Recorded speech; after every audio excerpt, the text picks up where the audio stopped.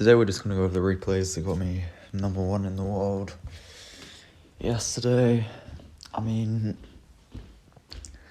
it's early season, so it doesn't really matter, but it was nice either way. Some really nice games, and also I think I found a pretty good deck for this season that I'm really enjoying. I think if you play perfectly, you can beat basically everything, which is nice. It's like a good deck type to have. No impossible matchups. So first game against this Giant Sparky guy that's clearly full skilled me. Sparky first play, doesn't defend. And he's gonna go for his NATO on the Firecracker. It's fine. Of course he has to go for the Giant at bridge because Giant players can't actually play the game. And then he'll get a Heal Spirit in there.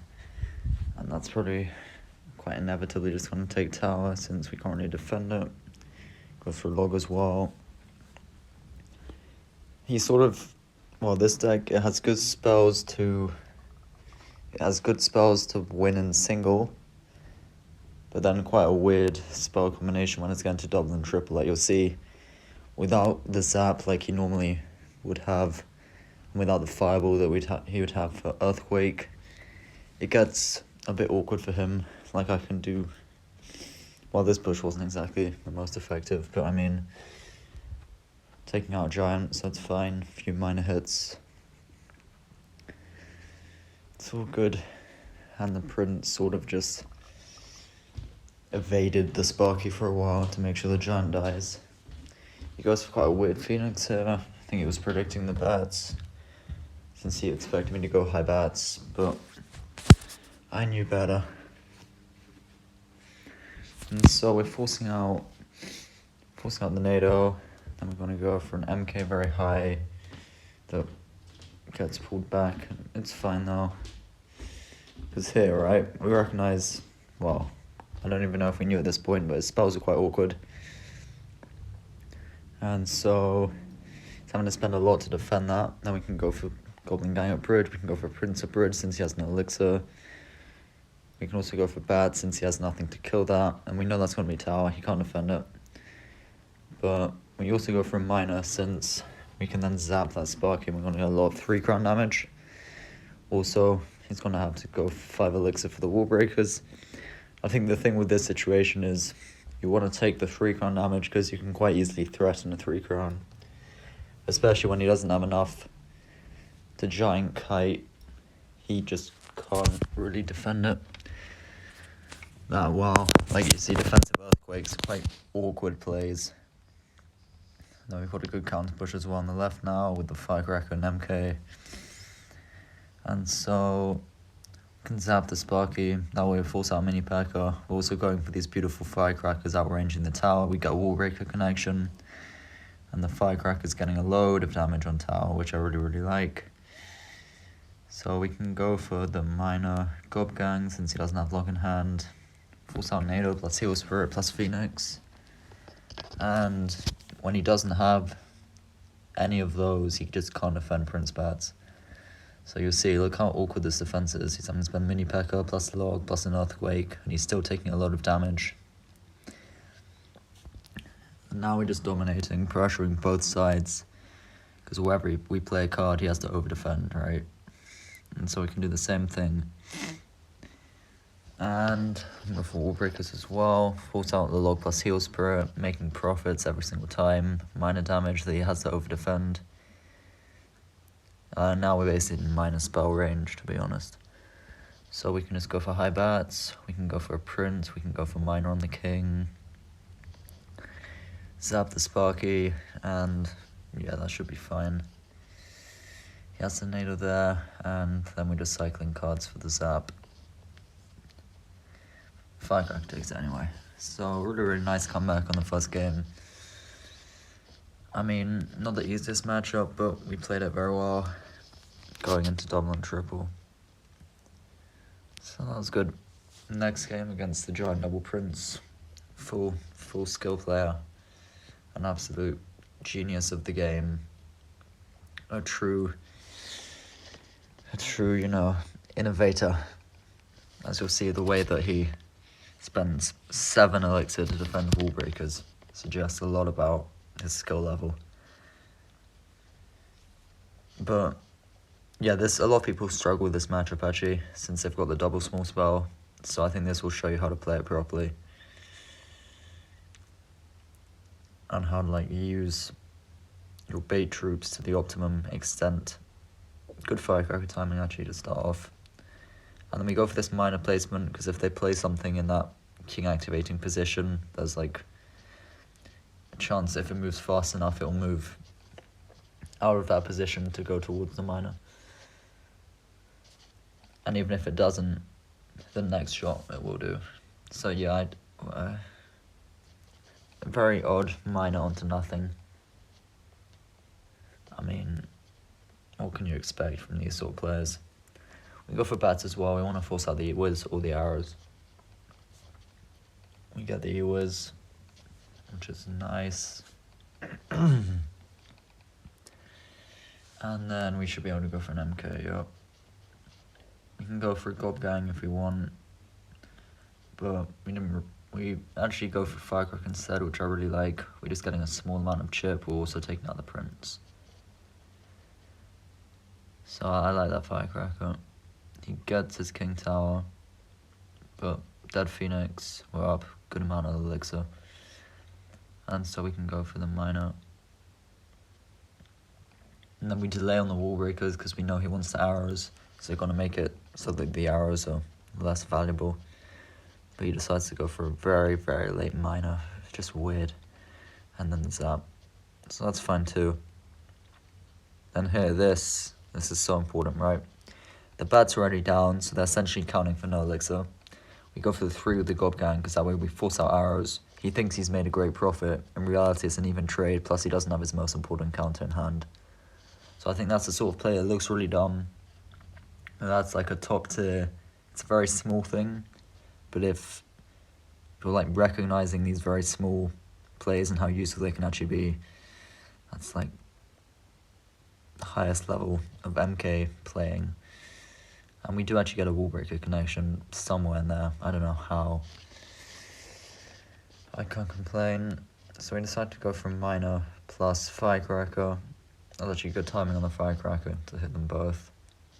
Also, because he doesn't have arrows in hand, he can't kill it, so it's just going to dominate the board. We go wall breaks opposite lane, cycle, plus see if we can force something out. Even if we don't, I mean, it's 1,000 damage for 2 elixir, it's fine. And then we can defend quite comfortably. No hits, which is nice. And once again, we can go for the firecracker. If he wants the arrows, he can. He's going to go for his minor instead. We set up for the prince dash. Then we go for a high goblin gang. Goes for his arrows, which is fine, because we've got a decent counter push. Won't take too much damage. We can go from the offensive MK this time. And he did use his zap, so we can go for wall breakers. And we zap also to make sure that Ewers dies, plus the Dark Prince, which is really, really nice. Full side defensive minor as well. Now in a good elixir lead, a good hand. Going into triple, good damage lead also. And we're just really dominating this opponent, not the best player. As you can see, right? We force out an Ewers there, and we also get a Prince anyway. That's a good minor behind the tower to do that. And so, yeah, we're just doing the same thing. Defending well, we can go for MKs. Actually, I kind of like that the Prince went in front, because the MK then jumps in front. And we're just trying to get the final bits of king damage. As you can see, he has no cards to actually defend the minor, and we get the wall breaker to slip through. So that's a pretty perfect game, to be honest. No mistakes, good pressure, good cycling when we needed to, like the wall breaks opposite lane. And just smart in general. And so the final game, again, is probably one of the worst matchups possible. Like I said, everything's winnable, right? But this is like a 1090, 595 sort of matchup. Like, you have to be seriously horrific to lose this. But luckily enough, we found that sort of player. We found him. He's got arrows, he's got freeze, he's got barb arrow and triple small spell against his deck with basically the perfect small spell combination. He's also got archers, which I can't kill, tombstone, which just cripples the entire deck, mighty miner as well. Slightly, yeah, this is pretty much a perfect counter, but as you'll see, some good plays. And this gob guy in the middle, I think it's pretty good. We save the archer damage from the left, force out barb barrel as well, and then we can go for wall breakers. He has to spend a tombstone to defend that, so I can't complain. And let's see, we go for bats for the Phoenix.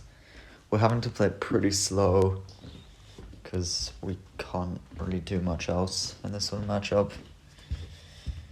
But that's okay, we can go for Prince since he doesn't have the best hand. No tombstone basically, so you can always Prince.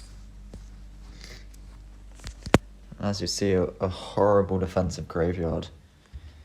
He also manages to go for a barb barrel so that both wall breakers hit his tower. This is a player with like a top 50 finish, I think, which suggests a lot about graveyard, and you know, we don't need to get into that today. I can't be bothered. But yeah, the nice high firecracker. We're just trying to get as much damage as we can early on, also protecting it with the Prince. So yeah, I mean, yes, defensive tombstone. Poor tombstone placement and timing, but whatever. When we go for high bats, we want to force out the ability. It works, so we go for wall breakers opposite, then we can go for gob gang, we can go for a firecracker.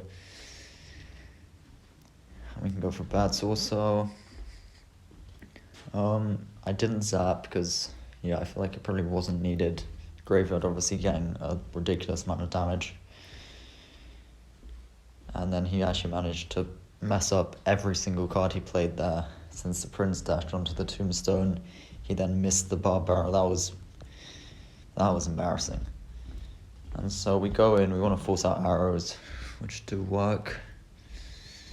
Nice. And then yeah, it's kind of a precarious situation because one offense, he'll take our tower, and then we need to get a few good minor connections to be able to win. He misses arrows because, as you can see, he's really a great player. He's really, really top tier. We go from bats in the middle because we want to slow down the firecracker. As you can see, it's effective. Well, it would have been if the Prince hadn't jumped out of the way. Odd interactions. And so the firecracker's central again. We're forcing out the arrows with the wall breakers so we can just dominate the center of the map with the firecracker. And then he's going to try and go for his barb arrow, but we're prepared. We get a nice MK in front. And then, being the skilled player he is, he plays Mighty Mine on the wrong side of the map. And so we can go all in. We're just trying to get a minor chip, and then we can go for a zap as well. Get firecracker damage, and now we just win the final stretches. We're just playing cards. We're trying to cycle to a minor zap that hopefully doesn't get caught. So we're just playing cards at the back, going for a minor, going for a zap. He does catch it, so we're just doing the same thing. Playing cards, playing cards, playing cards, playing cards, and zap. It's a really, really nice game. As you see in the thumbnail, that brought us to number 1 in the world. And so I think this deck is very, very good. Yeah, if you want a new MK deck, this is the one.